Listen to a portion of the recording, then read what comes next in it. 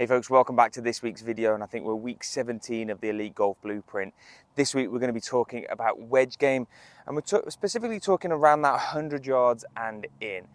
Now, when we talk about 100 yards and in, this is really where people can save strokes or even gain strokes on their game.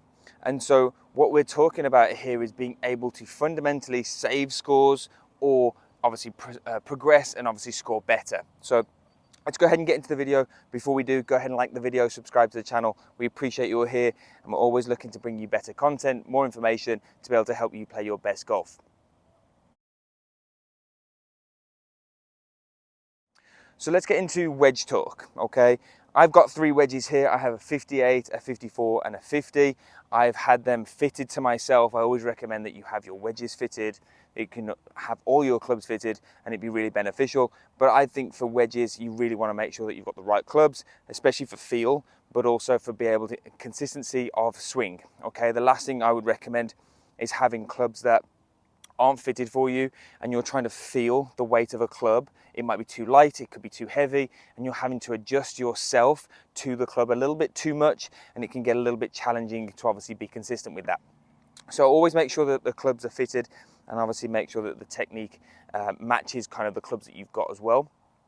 I've got a target out here set up. I think if I range find it beforehand, I range finded it, and it was about 108 yards. So I've got three clubs here. My 58, I'm not going to hit 108 yards. And the only reason why I don't do that is because if I make a full swing with a 58, I get too much spin on it and it's going to cause problems. So realistically, what we're talking about with a wedge game is being able to control our distances, control our spin, and be able to feel what it's like to make those shots. So if I'm playing to a 108 yard flag, I'm probably going to take maybe a 54. I might take a 50 depending on the wind conditions and how much that's affecting the ball. But just simply aiming at the 108 yard marker, I have the full swing set up here. I can tell you how far it's gone. I can look at that target. I can go ahead and get myself set up. I've got the alignment stick down to give me a line that I can set up to. And I can hit a shot and know kind of how far it's gone. With my 58, I'd probably pay maybe a 3/4 swing here would give me about 80 yards. So I'd play maybe position 9 o'clock here on the backswing, and then maybe 3 o'clock on the through swing is going to give me about 80 yards. And the reason why I always look at that is anything past this kind of 9 o'clock and up, again, it gets to more full swing, it adds more spin, and it can be somewhat difficult to control, especially in the windy conditions. We just don't have that today. So let me hit one first. I'm going to play a 9 to 3 kind of swing, and I just want to show kind of what we're looking at, and I'll talk through how I'm building up my setup. And then from here, I'll tell you the distance that it goes. So again, 9 to 3 is my aim. Down the target, perfect. Full swing, caught it, read out, 84 yards. So 84 yards is a 9 to 3, 58 degree wedge. If I wanted to now take a little bit off it, I can obviously go a little bit shorter, maybe 8 to 4. If I wanted to put a little bit more on, I could probably go maybe 9 to 3 and just accelerate a little bit harder. But the big thing here is when we talk about building up a setup for wedges, we want to make sure that the feet are a little narrower than normal. We aren't going to have the feet super wide like we would say with a full shot iron, longer iron, or driver especially is wider stance. We're certainly trying to make sure that the stance is a little narrower. We're not going to have as much movement in the body kind of at full swing. We're really trying to control the distance here. So if I go ahead and set up my club, I've got the alignment stick here. It's got 5 little tags on it. And I know that if that ball is in the center of the alignment stick, I can build myself off that. So I set my club up. I go ahead and place my feet just about hip width, shoulder width, no more. And from here, I've got my weight probably 60-40 on my left side, okay? My hands are starting ahead or slightly ahead. And from here now, I'm just gonna make a concerted effort to feel like I'm staying more on top of the ball and then coming through, okay? I wanna make sure it's controlled. So I'm feeling that the weight of the club and my upper body is controlling the speed.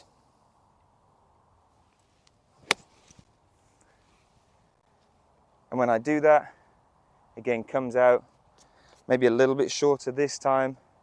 Wasn't as far as the first one. Yeah, 75 yards.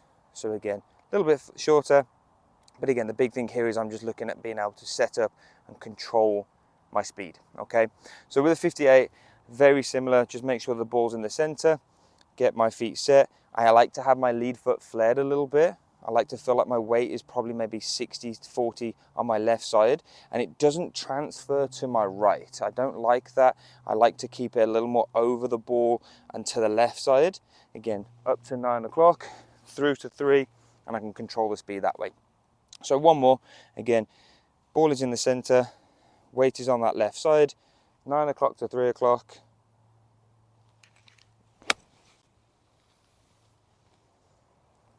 Down the target, again, about the same distance, yeah, 76 yards. So I can do that with a 58 and control the distance. Now, I said that I'd range finded maybe. The gong out there is 108 yards. This is where I'd move to my 54. So when I start to get to longer distances, just past 100 yards maybe, I'm still going to play the same setup. I'm going to have that ball middle of the stance, feet are relatively narrow, weight stays on that left side, and I'm from here going to just go 9 to 3, and I'm going to control the speed of the club. But because I'm using a 54 and I have a little bit less loft, it's going to be a little faster and it's going to carry a little bit further. So again, 9 to 3, and it comes out.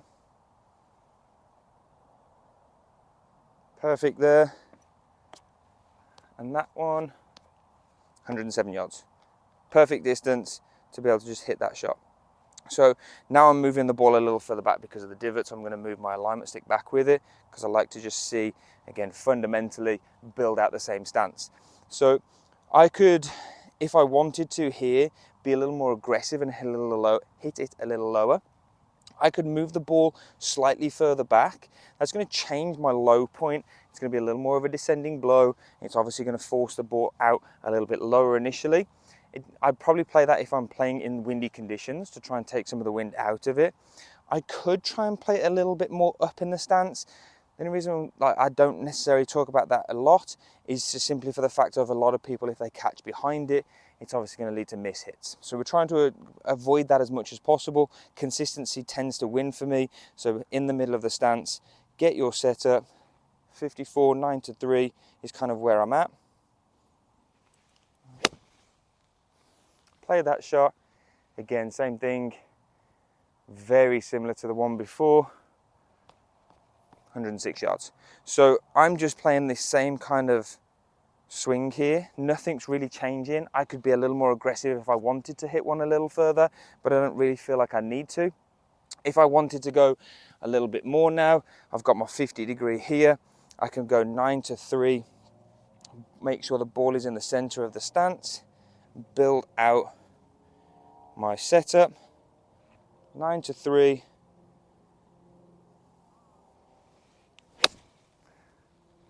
Obviously, if the 50 degree comes out a little bit lower, goes a little further, that should be about 115 to 120, 118. So you can start to play around with your wedges. Again, like I said at the start, make sure they're fitted for you and it helps a lot easier.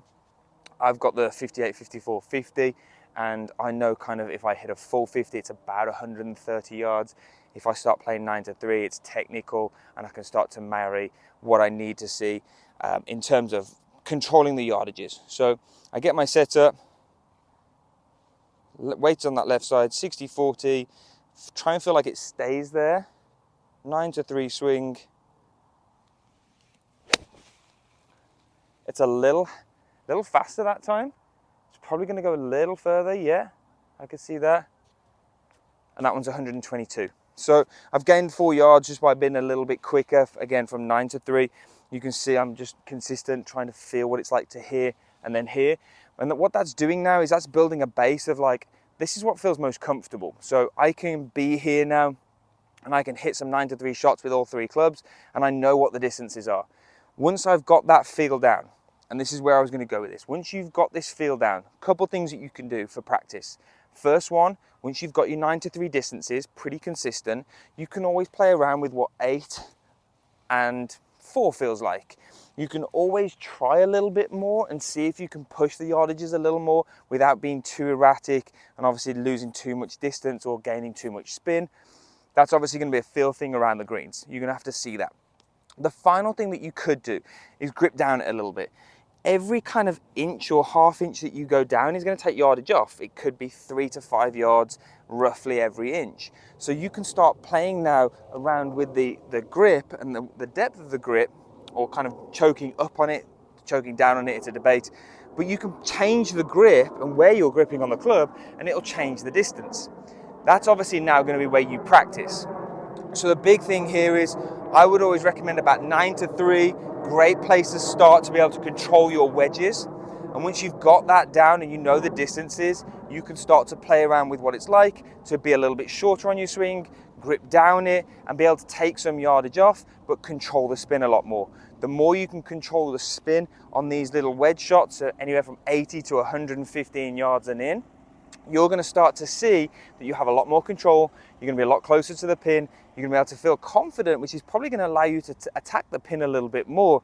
And you're obviously going to see that you can save shots and obviously score better.